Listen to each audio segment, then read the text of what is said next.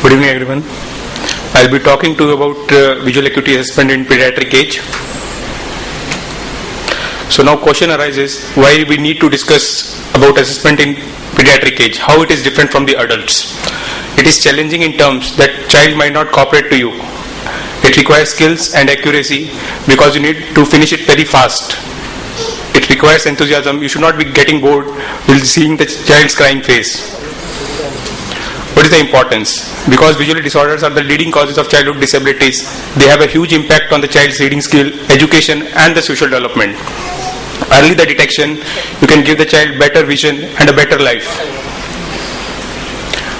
Coming to visual acuity assessment, you have to start with the history. What are the basic concerns for the child to come to your hospital?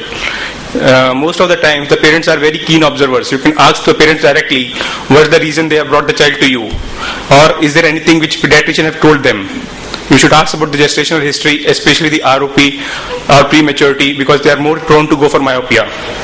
Any history of delayed milestone, like in case of delayed visual maturation, which are associated with the other delayed milestones. Any significant family history in terms of refractive errors in the parents or in the siblings. And very easy question, do the child recognizes the mother's face? Then once you start the examination, establishing a rapport is the most important thing. You need to be friendly with the child, let the child be in the mother's lap. Don't try to fasten your examination, be slow. And if child doesn't cooperate, never hesitate to reschedule your examination. Try to speak in the language which child understands. Now, there is some important milestones like optokinetic nystagmus, which is quite well developed at the birth, smooth persuade, which is well developed at 6 to 8 weeks, blink response to visual threat, that is a menace reflex, is quite well developed at 2 to 5 months, fixation is well developed at 2 months, accommodation appropriate to target at 4 months, and stereopsis is quite well developed at 3 to 7 months. Grossly you can say at the birth vision of the child is just counting fingers to hand movements, and it's close to 6 by 240. And then there follows the period of, we call it critical period of visual development, because initially first 2 to 3 months there is a rapid growth in the visual development, and it continues till the 9 months of age. After that it slows down and child attains 6, 9 or 6 by 6, you can say around 3 years of age. I'll be dividing them into pre-verbal and verbal. Pre-verbal up to 3 years and verbal again above 3 years. Coming to examination of the infants, that is below 1 year, you can assess them quantitatively and quantitatively. In qualitative test, it's a basic kind of a gross test where you just assess whether the child is blind or no. You don't have to quantitate in terms of lens equality. So 2 tests I'll be telling is fixation and following and the rotation test. Fixation and following, you just try to see both monocularly and binocularly, try to close the one eye, and it's very helpful in child suspected of the blindness. Here you try, in this video, you are just closing the one eye and try to move the attention grabbing objects, and child is quite fixing well. And another common notion used is CSM method. C stands for central, S stands for study, M stands for maintain. Central and study, these are the terms used when we test monocularly, whereas maintain, we check them binocularly. In C, you just cover the one eye and just shine them a torch, and when they fixate, you see whether the reflex is central or no. It's basically a kind of Hirschberg's test, and the reflex is falling in the center. In study, you ask the patient or the child to fix on a particular object, and you can be sure the child is not looking aimlessly. In maintain, you remove the cover and see whether the child is maintaining the fixation with the same eye or no. Now in this video, when we are covering the one eye, you can see that child is not taking up the fixation. The eye is having small nystagmoid movements. Ask the parents to fix the head. You can see the fine nystagmoid movements here.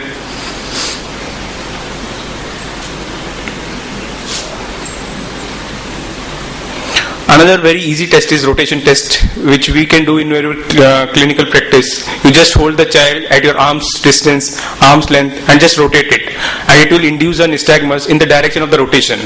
The moment you stop the rotation, there will be a stoppage of the nystagmus after just 1 or 2 beats of the nystagmus normally.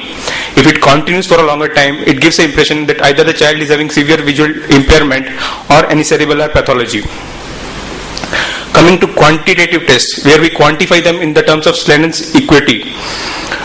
First is optokinetic nystagmus test. Here you ask the child or just rotate a drum which contains a strip of black and white strips, and there will be jerk optokinetic nystagmus induced. The very presence of this nystagmus do suggest that their child do have some vision. And then you keep making these strips finer. Finer the strips child can see, which can induce the nystagmus, better the visual acuity. Child attains 6/6 with this method at around 20 to 30 months. The only pitfall this method has that this is reflexly mediated test, which is you can say coming from the lower brainstem level, and it's not from the visual cortex. So this test might be normal in the child who are cortically blind. Next is preferential looking test. Here this test is based upon the fact that child prefer to look at a patterned objects rather than the homogeneous objects. So basically we'll be showing one plain background, another one striped background. So what happens is childs prefer to look at this patterned background, and the fineness of these strips are again reduced till the child no longer can differentiate them. Now this test measures the resolution acuity, which is better than the resolution acuity, which is better than the recognition acuity. So in case of amblyopia, but this test gives us overestimation of the vision. These have two examples, Tellers and Cardiff. In the Tellers you can see the stripes on one side and the plain plain background on the other side, whereas Cardiff consists of vanishing optotypes. It have the pictures on one, you can see on the one side the pictures are there. These are called vanishing optotypes because they vanish at a particular distance. Now you can see that in Cardiff, on the back side there is they will be mentioning about the Snellen's equity.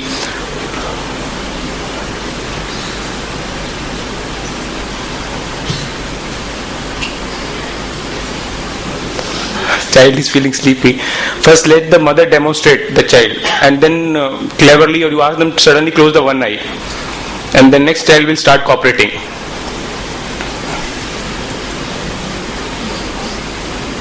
And depending upon the Snellen's equivalent, you can calculate the rough vision. Now coming to another test which is called VEP, visually evoked response, or visually potential. This is very similar to preferential looking test. Only thing is it need not be done by the active involvement of the child. It basically involves the electroencephalographic recordings, and it is basically from the occipital lobe. Two types are there, flash and pattern. Flash is basically to see the integrity of macular and visual pathway. Pattern which gives us the rough estimate of visual acuity. In this pattern you can see the this black and white square boards. So these boards again will be reduced till child can no longer appreciate. And with this method 6/6 is achieved by 1 year. This is an indirect assessment method.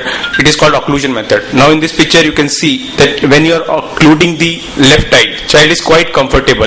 But moment you close the right eye, child find it as a hindrance, and he or she tries to remove it. So it gives a indirect assessment to that child is having less vision in the right eye, or that child is amblyopic in the right eye. Now this is one test which I will recommend because this is cake decoration test. It's very easy, very handy, and most of the child do cooperate very well with this test. Even for repeatability they are quite comfortable. This is a gross estimation done at 333 centimeter, and child is asked to pick up the sweets, that is the cake decoration sweets easily available in the market, and when the child picks it up and takes to the mouth, vision you can say is approximately around 6/24.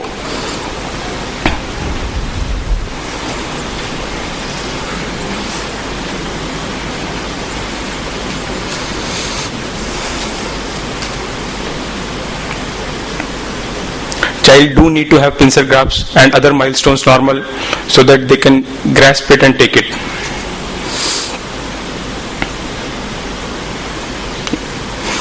There are many number of tests available, then it depends upon your clinical situation and the child which you want to do. Like marble game test where you have the marble balls, you need the child to put them in the box. Shade and ball test, again balls of several sizes will be available, then they will be rolled on a background, child will be asked to pick the ball. Smallest size which child picks gives the estimation of the visual acuity. Box candy test, here you have to ask the child to match the two balls. Coin test, different faces of coins are shown at different sizes and different distances. Miniature toy test, where you show a toy to the child and ask to pick same kind of toy from the assortment. Now another test in 3 to 5 which I recommend is Sheridan Gardner's HOTV test. Very useful, very handy, and can be done very easily. HOTV are used because they avoid right and left confusion.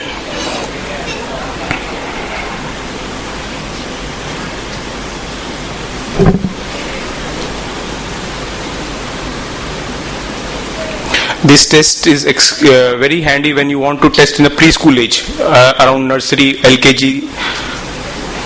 They might not be understanding this thing, alphabets, but they do match it very well.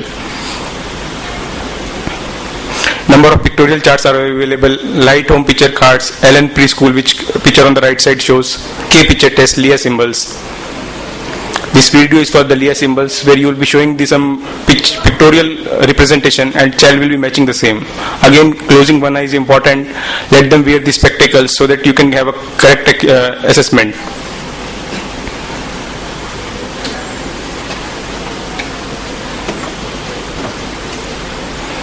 Number of other tests are available, like illiterate E cutout, where you need the child to match the direction of the E. But this test again is very, childs find them very confusing. Similar kind of test is tumbling E test, where E will be provided on the dice and child is asked to match the dice. Then isolated hand figure test, similar to E test, instead of E you will be using the hand and the direction of hands in different ways. Randolph C test and the broken wheel. Broken wheel picture is on the right side. Here you ask the child to identify you show them two cars, one with the full wheel, another with a broken wheel. You ask them to which car is with broken wheel. Above 5 years, you can go, you have plenty of options, they do cooperate. You can go for slant vision or ETDRS. But another thing which I would like to highlight is Cambridge crowding cards, because they do help us in assessment of the emblyopic child. Why? Because single optotypes are better visualized. If you show them a single letter, they might read it well. But when you show them in a crowd, the emblyops basically are more susceptible for the crowding effects. And you will find a significant difference. Suppose if you are recording the Vision 6.9 with a single optotype, same if you are recording with the crowding optotypes, it might fall to 624. Other important aspects are stereopsis. You can use Randolph test, color vision, again quite well developed around 1 to 2 months of age. Visual field, you can simply do confrontation test, or you can just show them some object from the side and they'll be attracted to it. Then tests for convergence and accommodation, and evaluation of the binocular vision is important whenever possible. Now, so I would like to conclude with the thing that pediatric examination, it might look challenging or hectic, but then with patience and better selection of the test which is appropriate for your child and your settings, the results are quite rewarding both for you and your kids. Thank you.